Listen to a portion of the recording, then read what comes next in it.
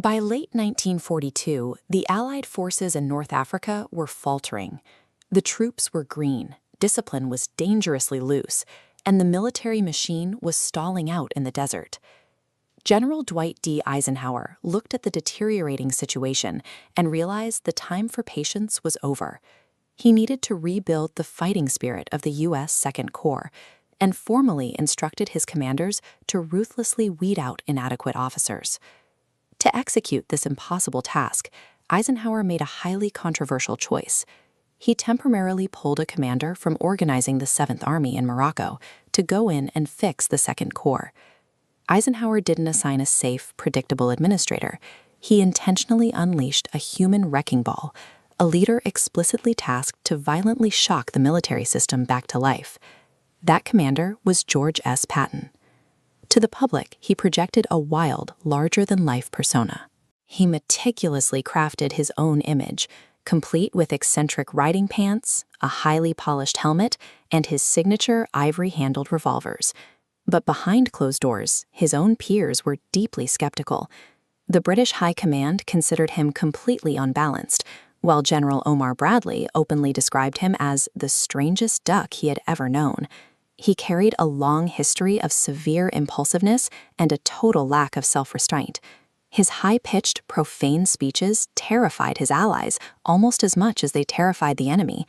How did a man viewed by his own side as a chaotic mix of heroics and sheer lunacy become the architect of their greatest victories? Patton's physical presence was entirely contradictory. He delivered his celebrated speeches in a squeaky, almost comical voice, yet he demanded absolute, ruthless martial excellence from every soldier in his ranks. His flamboyant dress and barrage of profanity were highly calculated. He engineered this exterior as a psychological tool to project an aura of invincibility, signaling to his men that they were an unstoppable force. Behind the theatrical exterior was a remarkably practical tactician. He demanded simple, flexible plans. He explicitly told his officers that information is like eggs, the fresher the better. Look at the heavy armor and weaponry of this Sherman tank. Patton was actually a late convert to mechanized warfare, but once he understood armor doctrine, he completely committed to prioritizing forward thrust, speed, and continuous momentum over static defensive lines. His comic book persona was a weaponized facade. It was designed specifically to unify and motivate a massive, fearful military machine. This gritty leadership style contrasts sharply with his origins. Patton was born into immense wealth. As a young officer in Washington, he engaged in heavy political machinations, using his family's connections to aggressively climb the social and military ladders. Despite that elitist background, his core doctrine rejected the comfort of the rear echelon.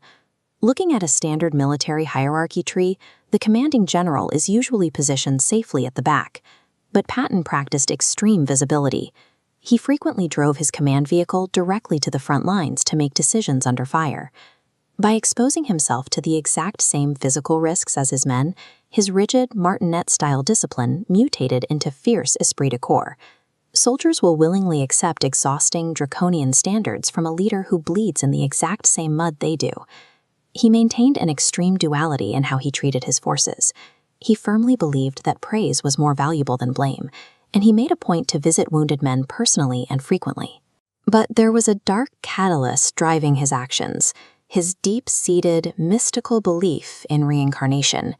He was entirely convinced his ultimate destiny was a glorious, horrible death in combat. Because he saw combat as a profound fate, he possessed an uncontrollable fury toward anyone he viewed as a shirker. He felt these men were denying their destiny, a manic reaction that led directly to his career-threatening incidents where he physically struck exhausted soldiers in military hospitals. This image of a lone soldier captures the brutal reality of the Battle of the Bulge. Patton's manic, unyielding drive forced his men to execute impossible maneuvers, violently pushing his army through the freezing German lines. The exact psychological extremes that made Patton abusive in a hospital tent were the very mechanisms that pushed an army to survive the harshest winter combat of the war. His methods yielded immense operational speed. Under his command, the Third Army broke enemy lines across Europe, achieving a pace of combat success that left opposing commanders scrambling to react. You can see the ultimate distillation of his leadership doctrine in his 1944 Fighting Principles letter, issued to his army right before D-Day. Right in the middle of those instructions is his most uncompromising law. If you do not enforce and maintain discipline, you are a potential murderer. His legacy proves that effective leadership in times of severe crisis is rarely about polite consensus, or universal likability, or a perfectly balanced temperament. Patton remains a highly controversial historical blueprint. He serves as proof that sometimes the absolute worst traits of peacetime are the exact forces required to win a war.